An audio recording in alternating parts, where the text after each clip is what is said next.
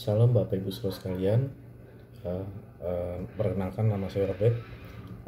Saya mau membagikan sesuatu tentang pertanyaan-pertanyaan anak-anak Tuhan, bagaimana menghadapi situasi saat ini, bagaimana dunia sedang berperang melawan virus corona.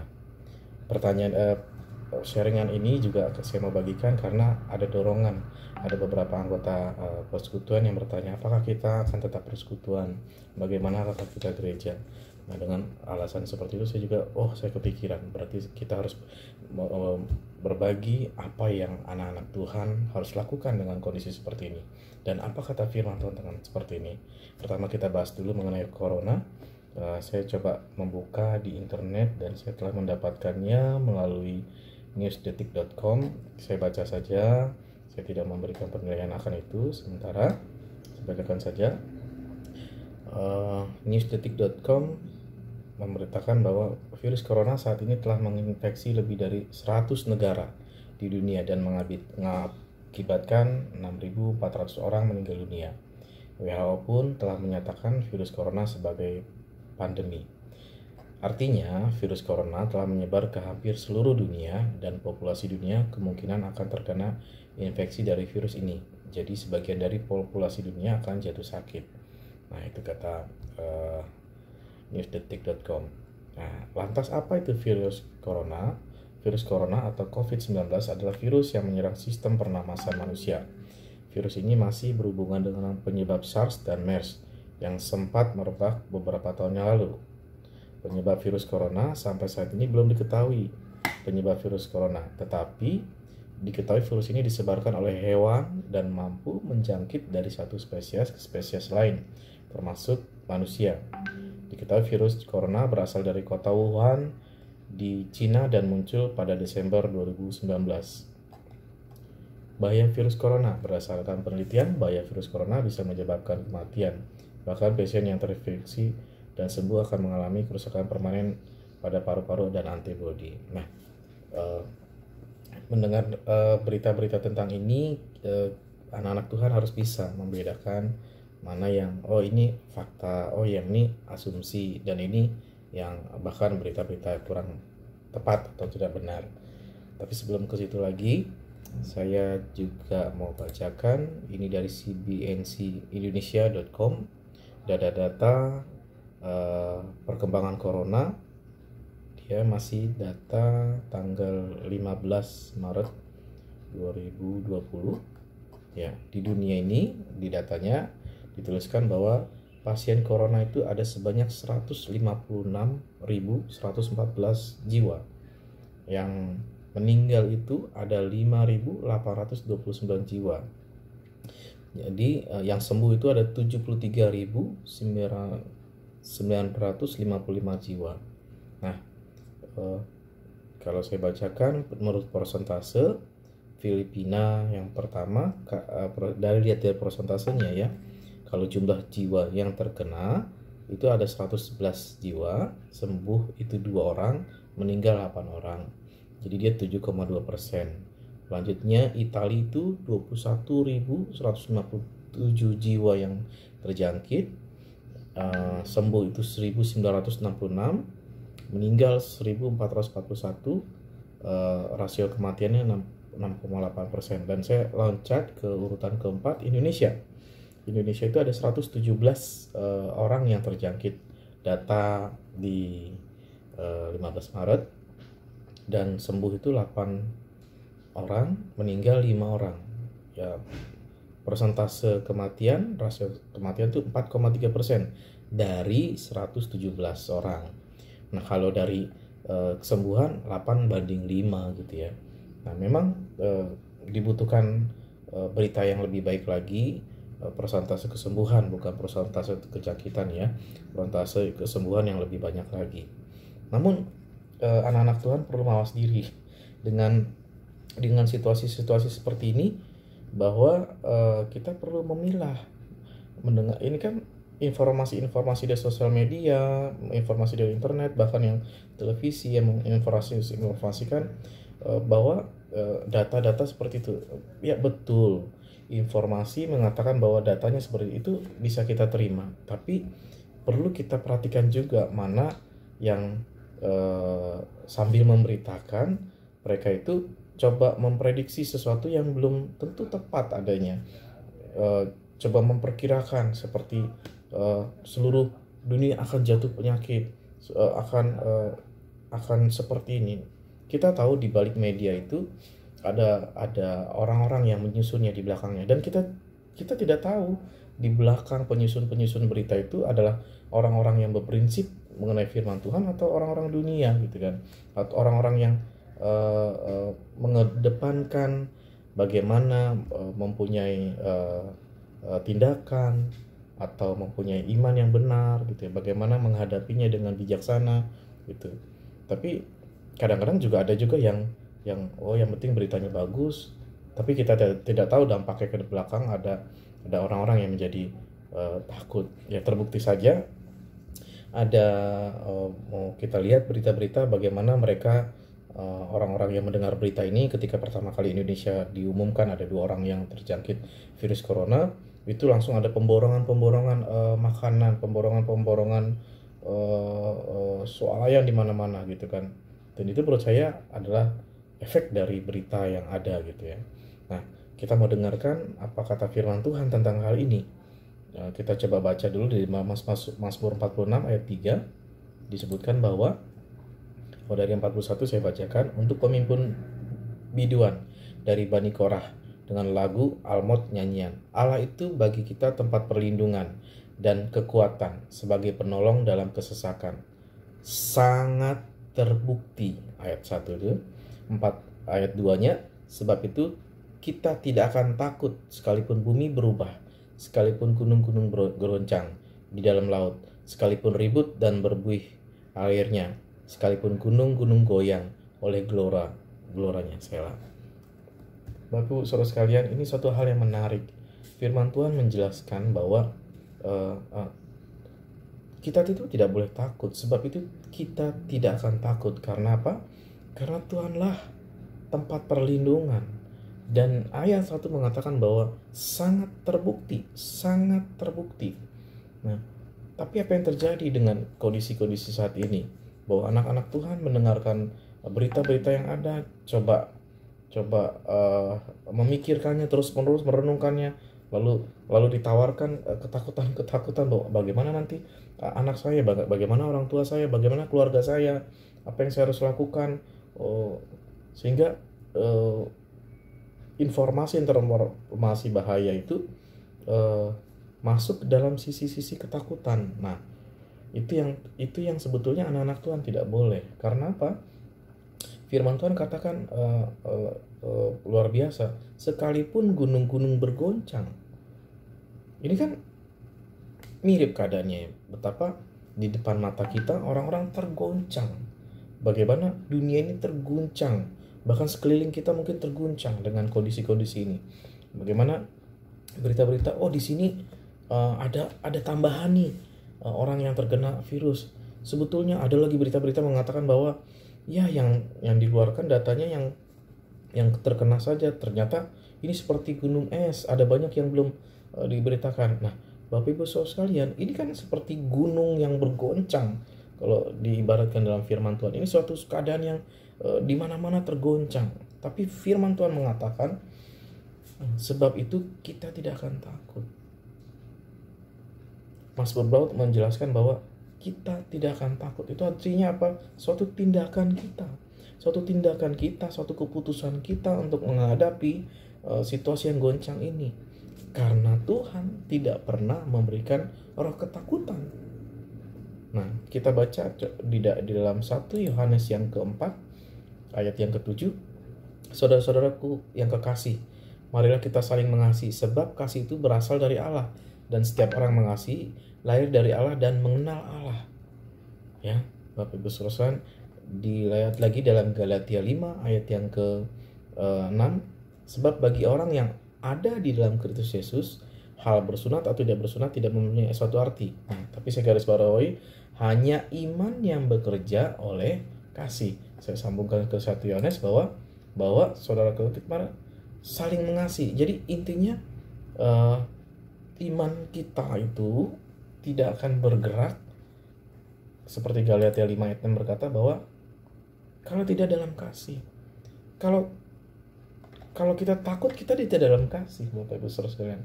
Itu bukan kasih, ketakutan itu bukan kasih, tapi itu adalah yang diinginkan sama roh jahat. Nah, lalu bagaimana dengan kondisi seperti ini? Apa kita tidak takut? Dengan kondisi seperti ini, firman Tuhan katakan kita tidak boleh takut. Kita memutuskan hidup kita berani.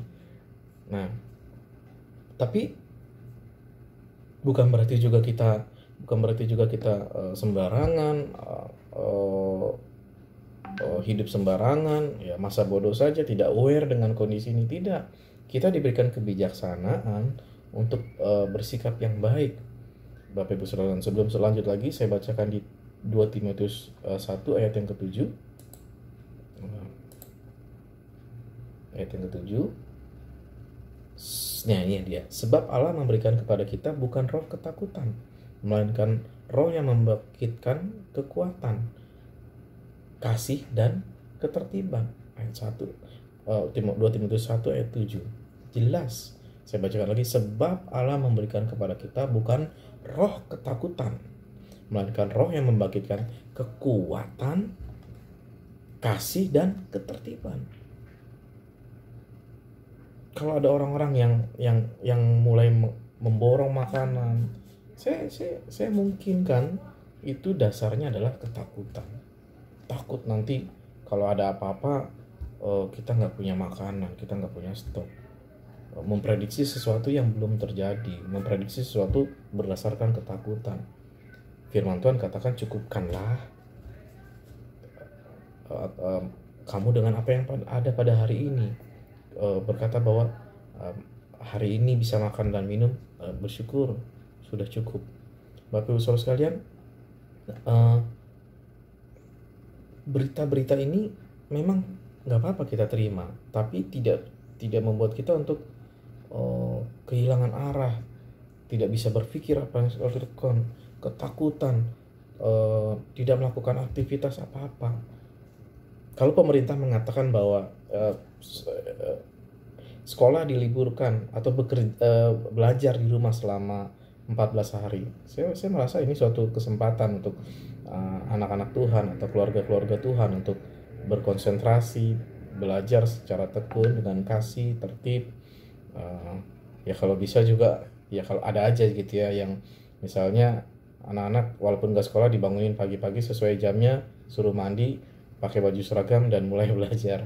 Ya enggak apa-apa, bisa juga. Tapi dalam kondisi yang seharusnya pemerintah sudah mengatakan bahwa tidak usah kemana-mana, harus berdiam di rumah supaya penyakit ini tidak menyebar kemana-mana, saya mengatakan bahwa gunakanlah ini untuk waktu-waktu kita untuk belajar mengenai firman Tuhan.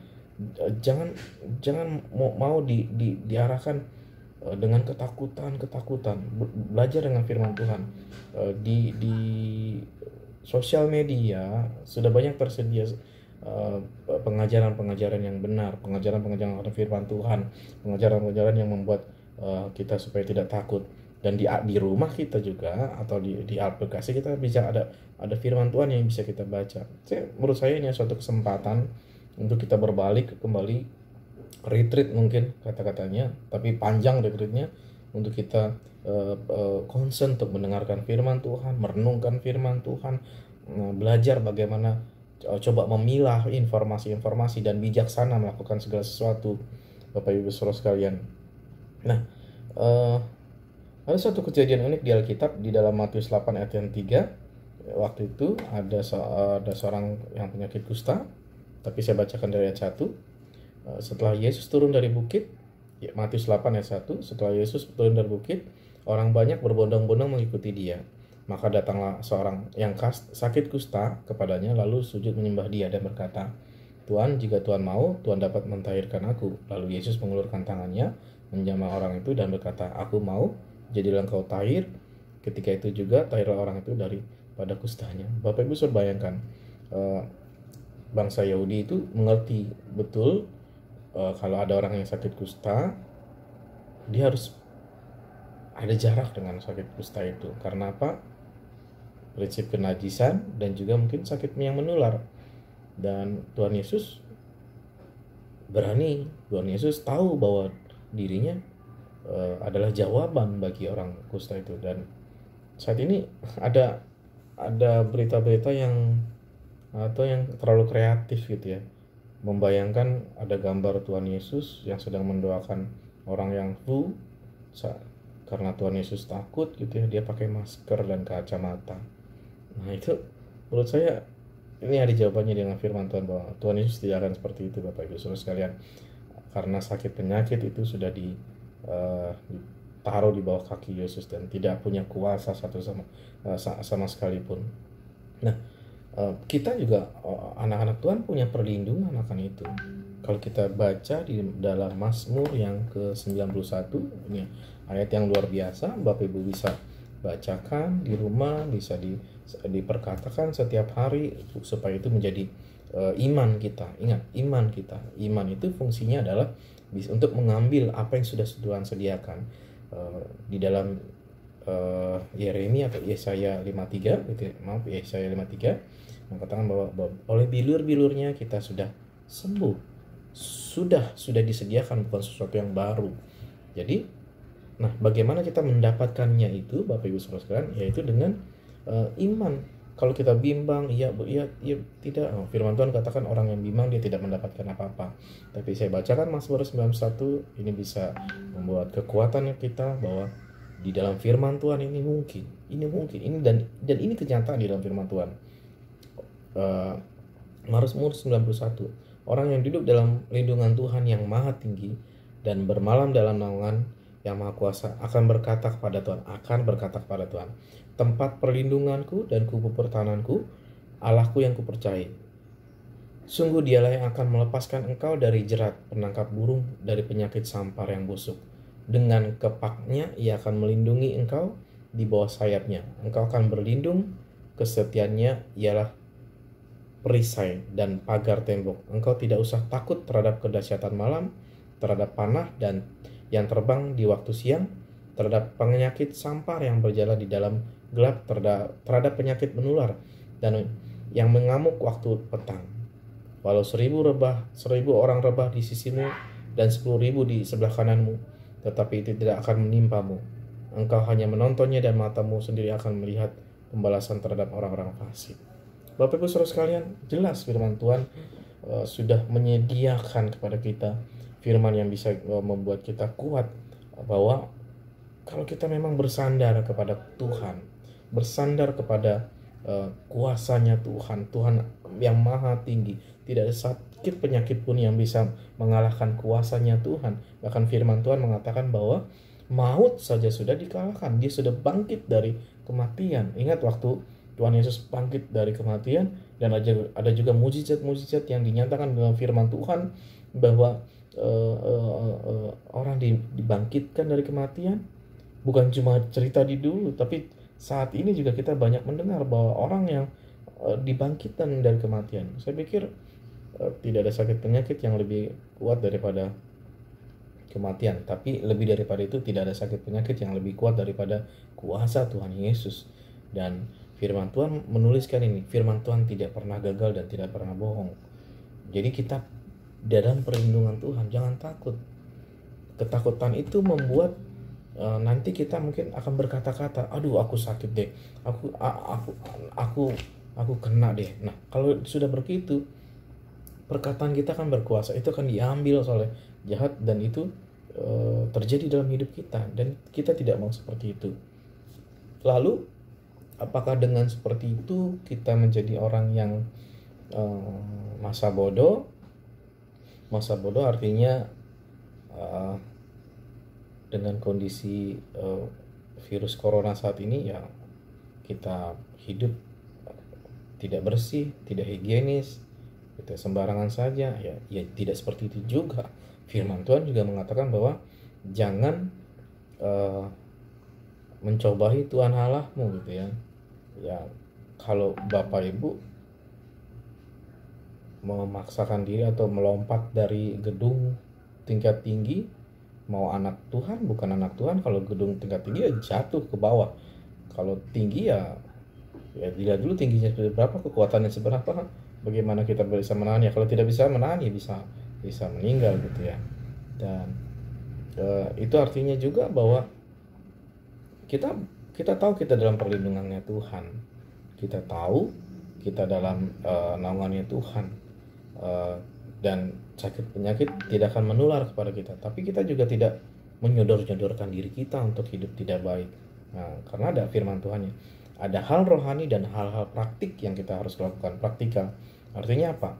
Kalau kita berhubungan dengan seseorang dengan situasi seperti ini yang kita tidak tahu, ya kita harus tetap jaga higienis. Kalau penelitian mengatakan jaga berjarak 1 meter gitu ya untuk berbicara gitu ya, jangan bersentuhan, ya kita lakukan. Saya percaya bahwa banyak orang yang mendapatkan hasil studi itu juga digerakkan, diilhami sama Tuhan gitu ya, bahwa diilhami bahwa sudah ada penelitian kalau 1 meter, dekat dengan 1 meter maka ada bisa virus yang terlontar gitu ya ketika berkata-kata. Saya mengatakan bahwa ya dengan begitu ya kita jaga saja. Atau saya misalkan begini, Bapak Ibu Saudara,